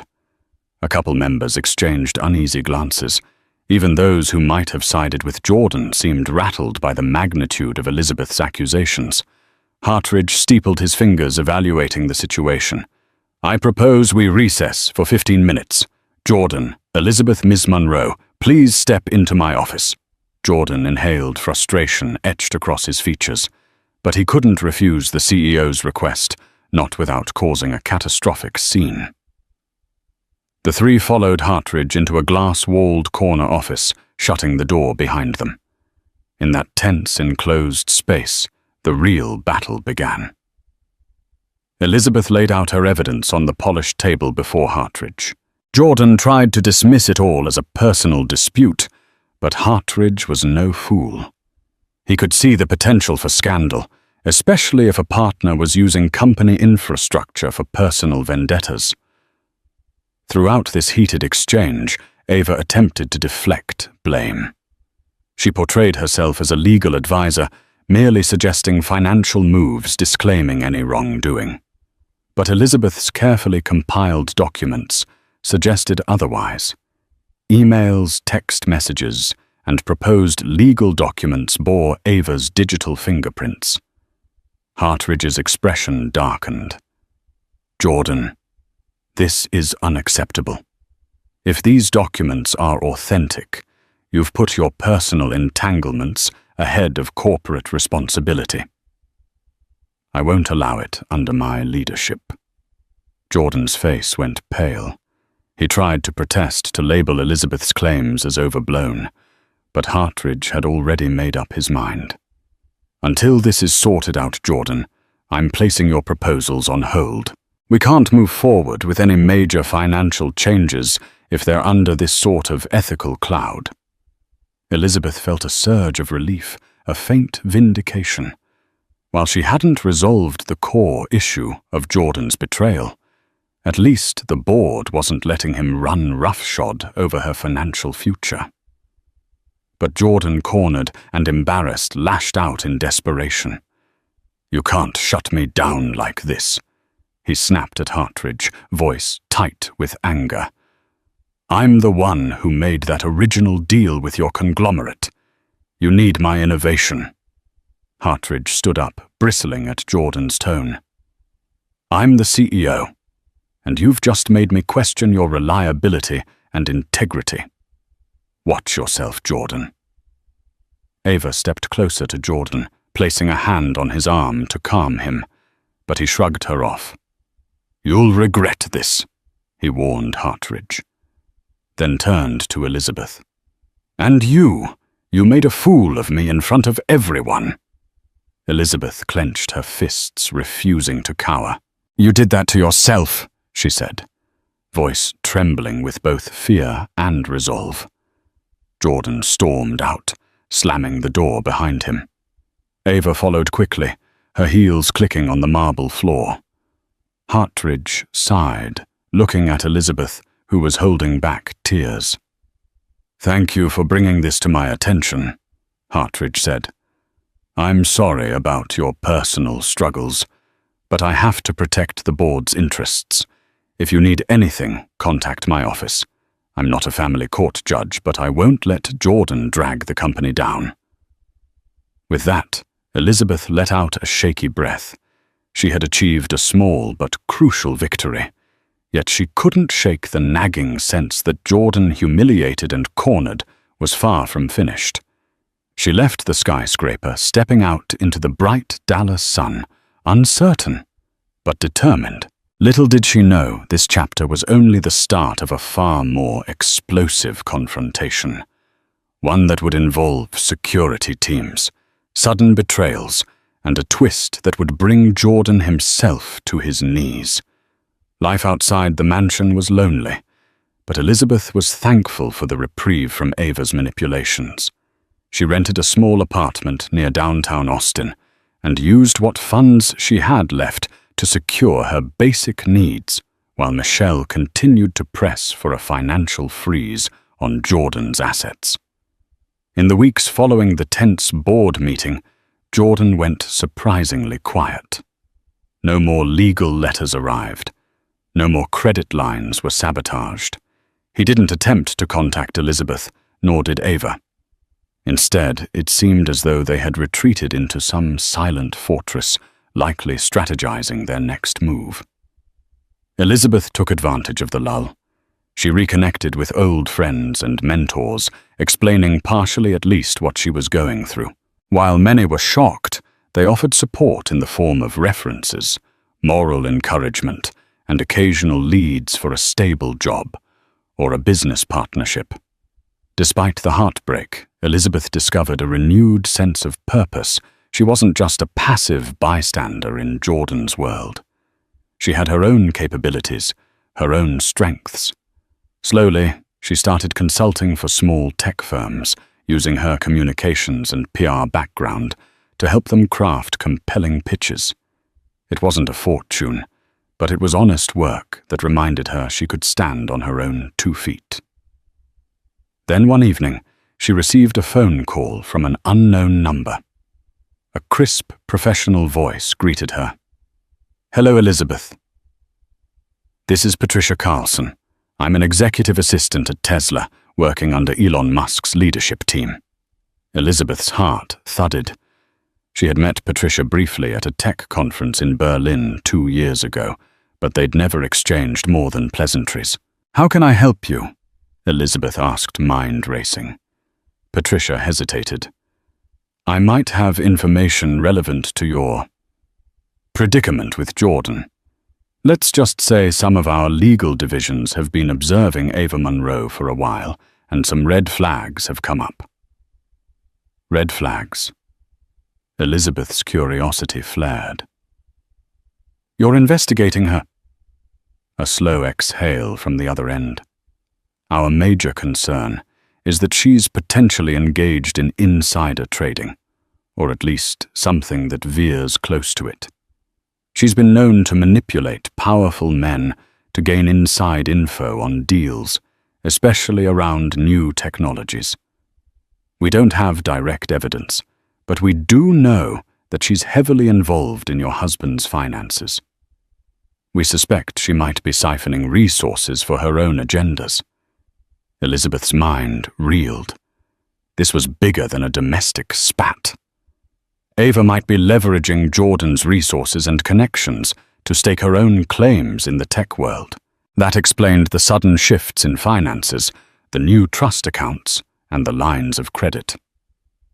Patricia continued. "We want to bring her down, but we need more information. You, Elizabeth, might be in a unique position to gather that." Elizabeth tapped her fingers on the kitchen counter. "Isn't that something your legal team handles?" A rueful laugh. "Yes, but we need Jordan's direct involvement. We suspect he's unwittingly giving her access to confidential materials through corporate crossovers or joint ventures. If you can help us prove it, we can kill 2 birds with 1 stone, protect Tesla's proprietary data, and help you gain leverage in your divorce." Elizabeth considered the offer. It was risky. If Ava was truly up to something illegal, Elizabeth could expose herself to potential backlash, but the lure of finally getting the upper hand was strong. "I'll do what I can," Elizabeth replied cautiously. "But how do I communicate with you about this?" Patricia gave her a secure email address and instructions on how to encrypt files. "And one more thing," Patricia said, before hanging up. "People like Ava are cunning. She'll anticipate your every move. Don't trust phone lines or any device that Jordan has access to. Be careful." Elizabeth thanked her and ended the call. Adrenaline coursing through her. For the next few days, she scoured her digital archives for anything that might hint at insider information. Jordan's old emails messages about collaborations with major tech companies like Tesla or Amazon, documents that Ava might have manipulated anything that showed a trail of questionable activity. She found a few suspicious threads, forwarded emails from Jordan's corporate account that were CC'd to Ava's personal address. Attachments relating to Tesla's project Next-Gen battery were among them, though none of this was strictly proof of wrongdoing yet. Elizabeth compiled what she could and sent them to the secure email Patricia provided. In response, Patricia confirmed that these were valuable leads, but incomplete. "Keep digging," she urged, "and let me know if you get direct evidence of deals or monetary gains tied to these inside details." Meanwhile, Michelle Elizabeth's lawyer was preparing for a preliminary hearing to freeze some of Jordan's assets. She insisted Elizabeth come to court to testify about the financial abuse and the suspicious activities they had uncovered. But Jordan's side surprised them by agreeing to a partial freeze without argument. "That's strange," Michelle said, tapping a pen against the conference table. "Why would he agree so easily?" Elizabeth shrugged, perplexed. "Maybe he realizes fighting me will look bad in front of the board." But Michelle wasn't convinced. "I suspect he's preparing a bigger move. Be vigilant. He may have more leverage than we know." The next morning, Elizabeth received an unsolicited text from Jordan. "We need to talk, face to face." She felt a swirl of conflicting emotions: anger, sorrow, curiosity. But she knew she had to tread carefully. She agreed to meet him in a public place, a cafe near the courthouse, where she could keep the upper hand. When Jordan arrived, he looked tired, as though the weight of his troubles had worn him down. He offered a half smile, which Elizabeth did not return. "Liz," he began using the old nickname he once uttered, with affection. Things got out of hand. She crossed her arms. "You think—" He sighed, scanning her face for warmth that was no longer there. "I want to settle this amicably. We can discuss spousal support, property divisions, everything. No need for a long, nasty court battle." Elizabeth let the silence hover. She wasn't naive enough to believe him at face value. "Amicably? Are you telling me Ava is out of the picture?" Jordan's shoulders tensed. "This is about you and me, not her. Look, maybe I got carried away with Ava's advice. She's a brilliant attorney." "She's manipulative," Elizabeth cut in sharply. He brushed the point aside.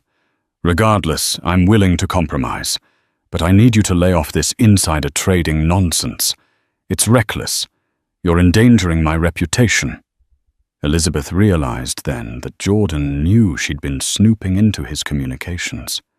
Perhaps Tesla's legal inquiries had begun reverberating in his circle. She saw the fear in his eyes.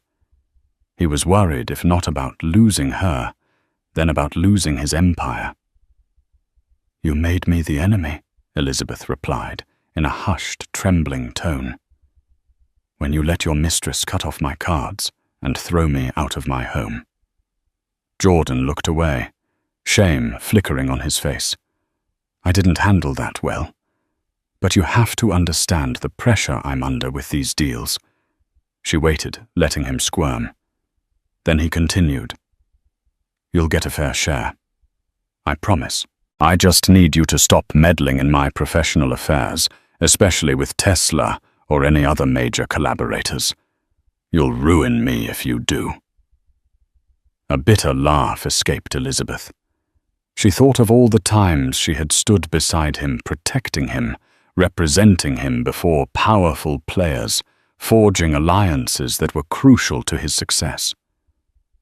Now he was pleading for her, not to ruin him. The irony nearly choked her. Before she could respond, Jordan's phone buzzed. He glanced at it and muttered a soft curse.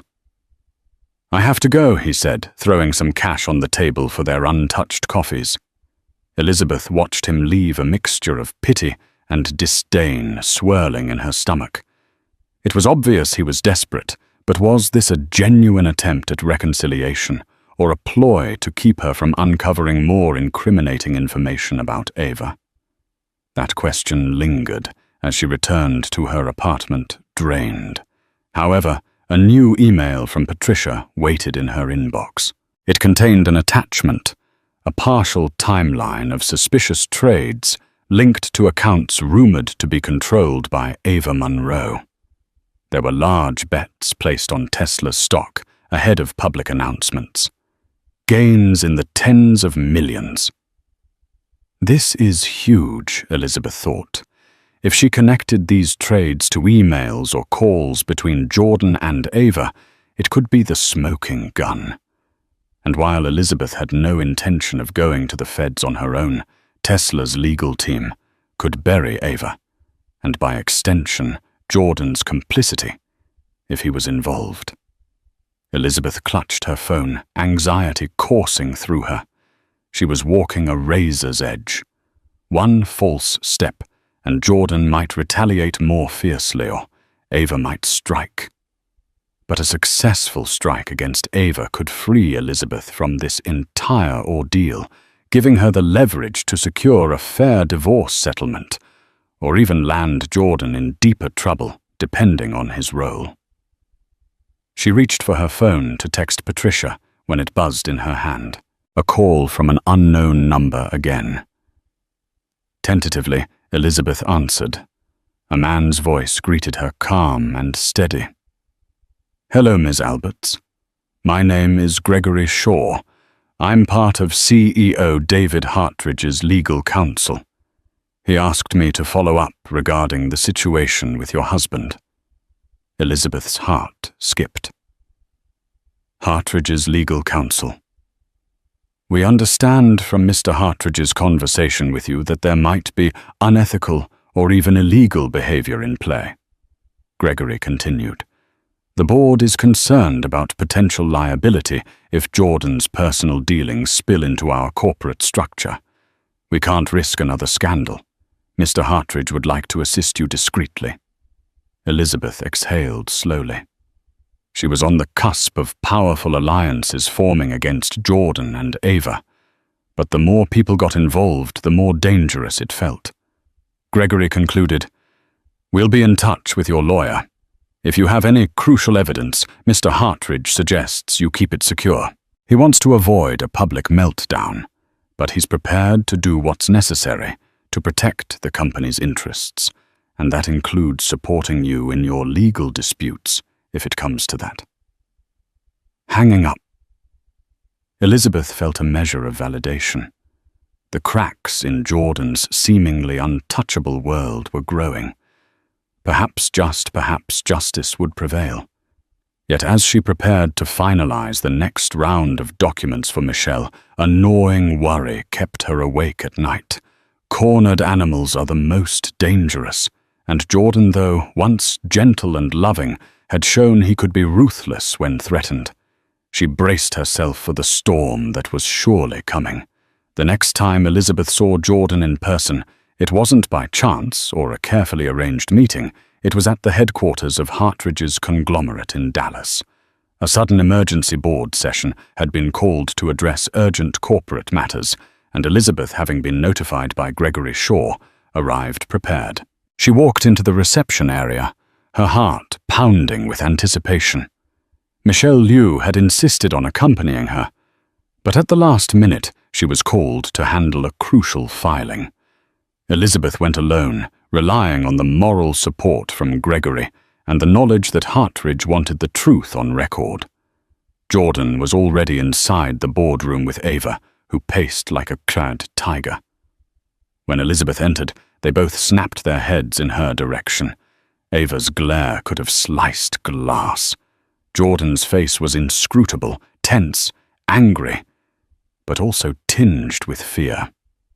Hartridge arrived moments later, trailed by a few board members and legal advisors. He wasted no time in stating the purpose of the meeting.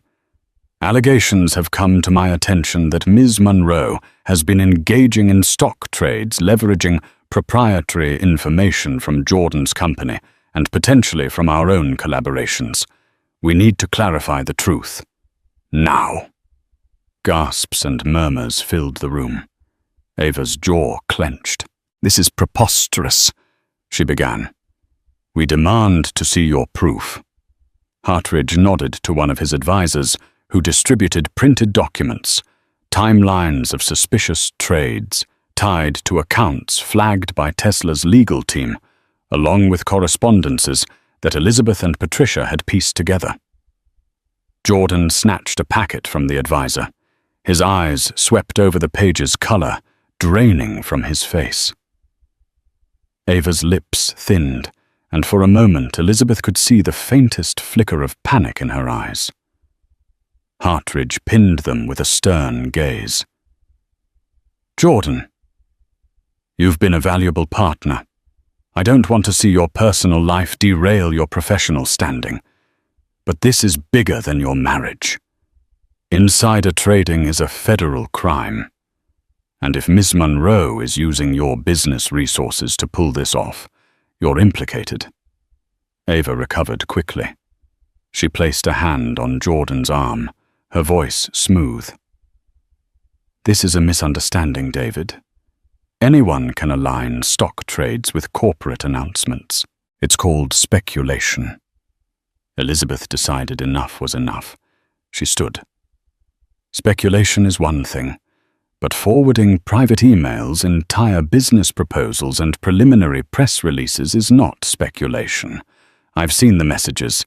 You're literally discussing the best times to execute trades based on announcements that hadn't been made public yet. Ava whirled on Elizabeth. You have no legal standing to claim that. You're just a scorned wife trying to sabotage Jordan and me. Elizabeth's blood boiled. We'll let the evidence speak. There are even time-stamped emails from Jordan's corporate account sent to your personal email, Ms. Monroe, discussing upcoming expansions and product launches. Then trades were executed in your name or trusts linked to you within hours. A hush followed. Jordan's hands shook slightly. He seemed torn between denial and guilt. After all, the evidence was damning. If he denied it outright, he'd appear foolish. But if he admitted his involvement, he risked criminal charges and the wrath of the board. Hartridge leaned forward, his voice firm. Jordan, I need answers. Were you aware of these trades? Jordan stared at the table, words refusing to form. Finally, he managed, Ava said it was all above board, that it was just normal investing. Ava let out a short laugh, but it sounded hollow. If you want to scapegoat me, Jordan, think carefully, she warned. We made certain deals in your name as well. Your signatures are on plenty of documents. The entire boardroom seemed to hold its breath. Hartridge addressed one of his legal advisors. Have we sent this to the SEC? Not yet, the advisor responded.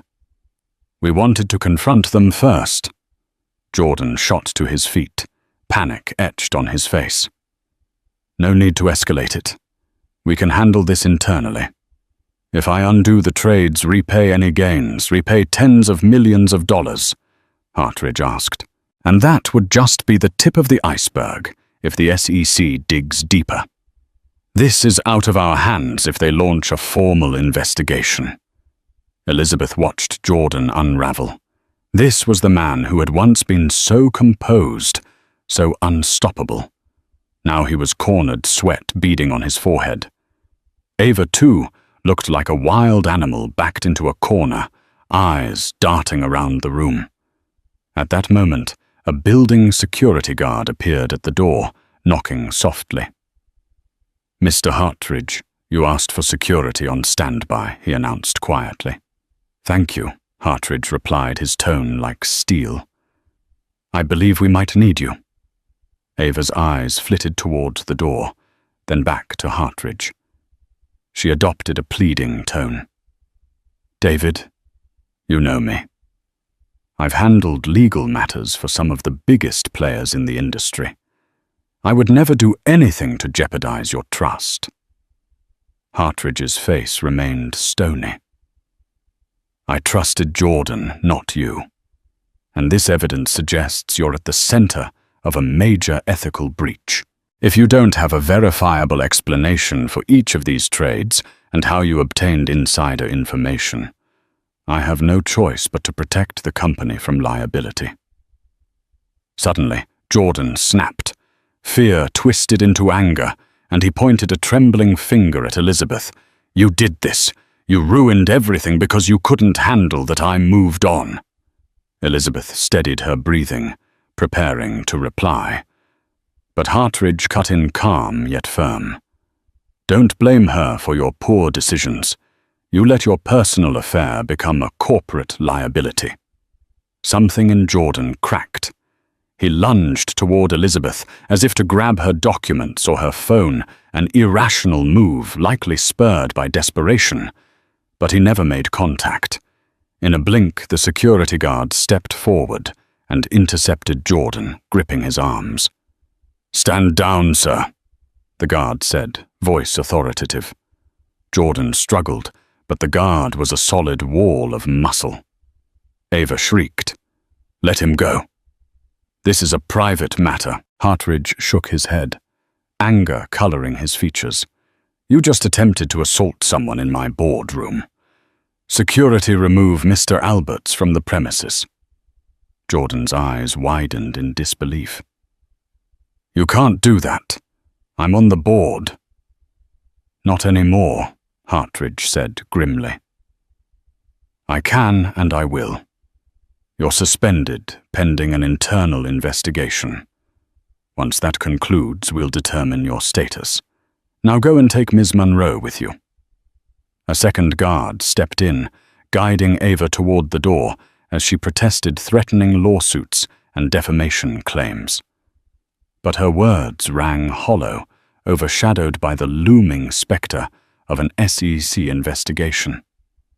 Elizabeth stood off to the side, stunned by how quickly it had escalated from a tension-filled meeting to an outright meltdown. As Jordan and Ava were led out, Jordan craned his neck to shout at her.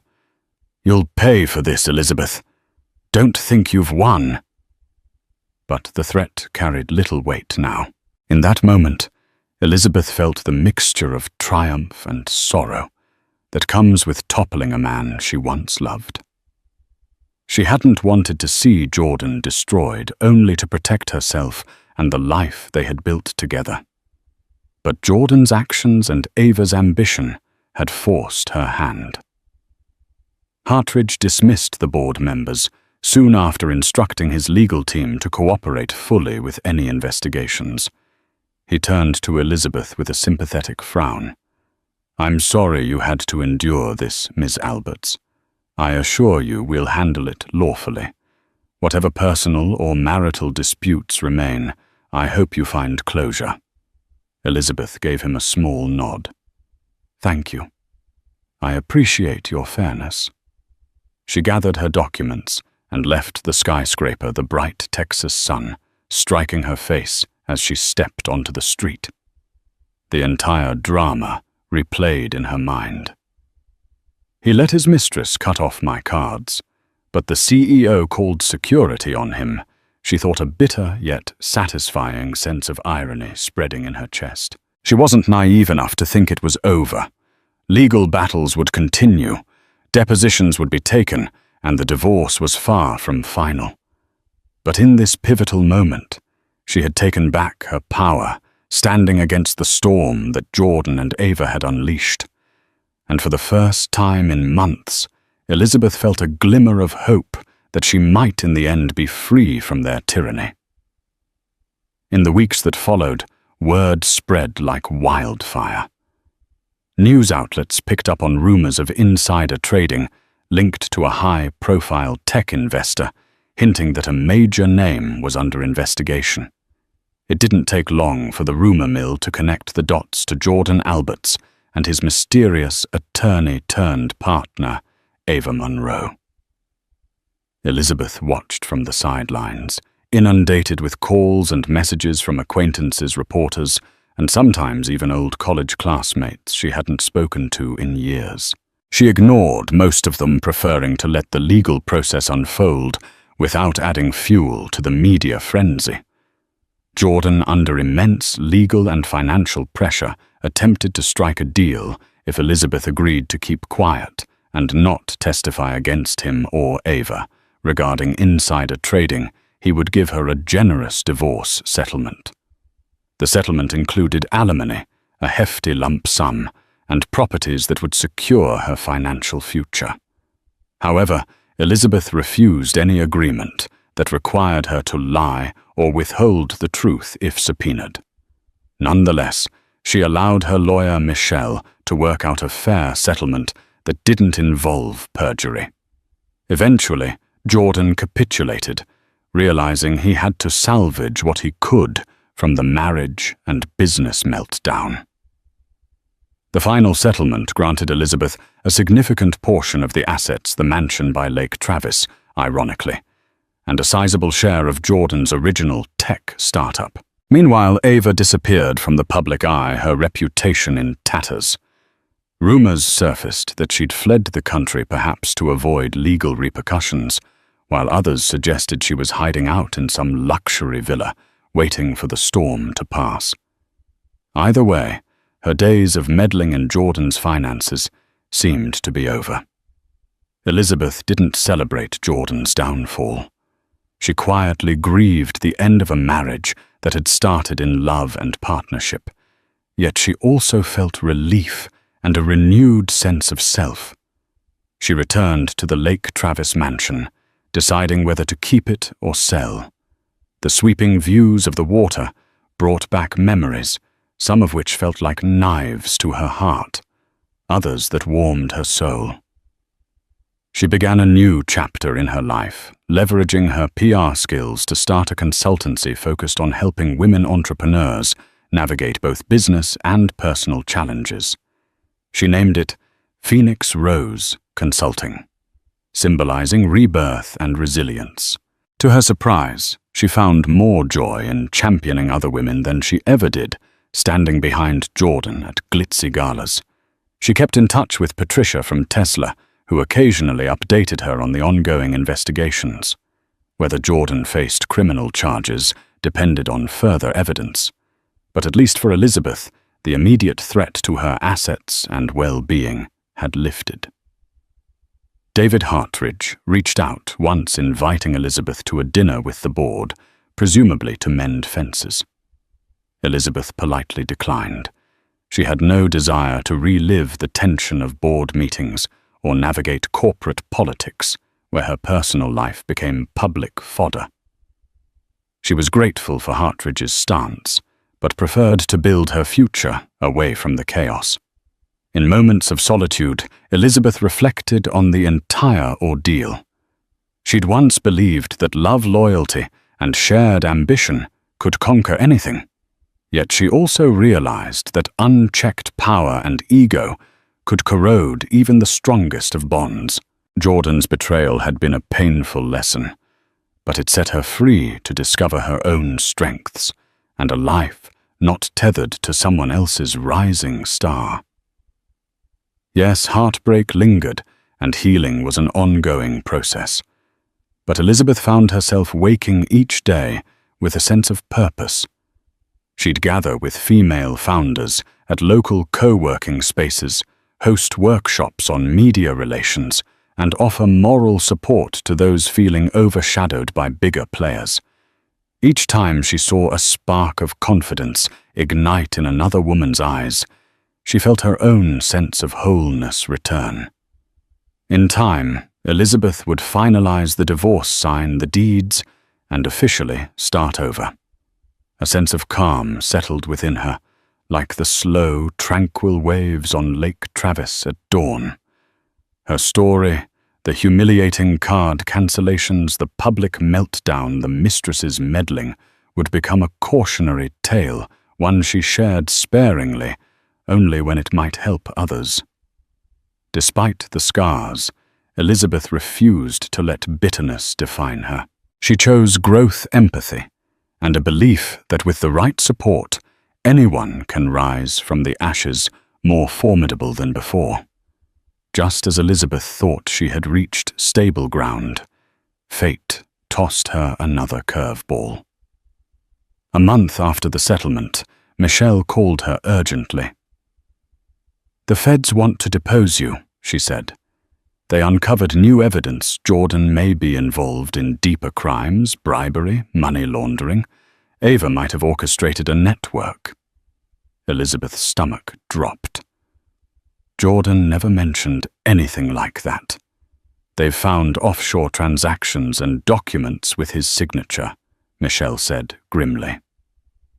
2 days later, Elizabeth sat in a stark federal office, flanked by Michelle and 2 serious agents. They questioned her about Jordan's finances, Ava's role, the card cancellations and philanthropic events that may have masked backdoor deals. Elizabeth stuck to the facts.